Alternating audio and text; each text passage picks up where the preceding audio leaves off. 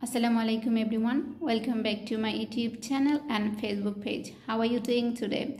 My dear Presha, আজকে আমি কথা বলবো আরো কিছু law related words নিয়ে with Bengali meaning.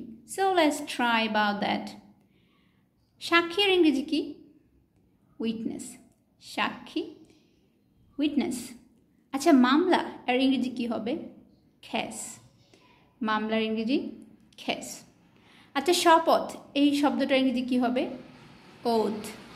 শপথ এর ইংরেজি হচ্ছে ওথ। আচ্ছা জামিন এর ইংরেজি কি হবে? বেল। জামিন ইংরেজি হবে বেল। আচ্ছা খুন এর ইংরেজি কি হবে? মার্ডার। খুন এর ইংরেজি হবে মার্ডার। আচ্ছা অপরাধ এর ইংরেজি কি হবে? অফেন্স। অপরাধ অফেন্স। আচ্ছা আক্রমণ এর ইংরেজি কি হবে? অ্যাসাল্ট। আক্রমণ এর ইংরেজি হবে অ্যাসাল্ট। আচ্ছা বাদী এর ইংরেজি কি হবে? প্লেন্টিভ। বাদী এর ইংরেজি প্লেন্টিভ। আচ্ছা বিবাদী এর ইংরেজি কি হবে? ডিফেন্ডেন্ট। বিবাদী এর ইংরেজি কি হবে? ডিফেন্ডেন্ট। আচ্ছা আপিল এর ইংরেজি কি হবে? আপিল। আপিলের ইংরেজি হয়ে থাকে appeal.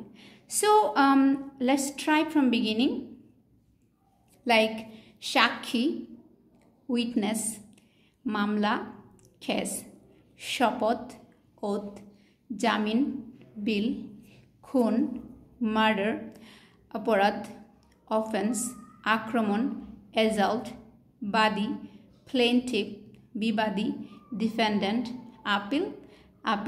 So guys, let's learn about this type of law related words and try to practice more and more.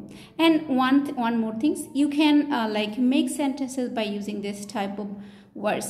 It will be better. Allah Hafiz.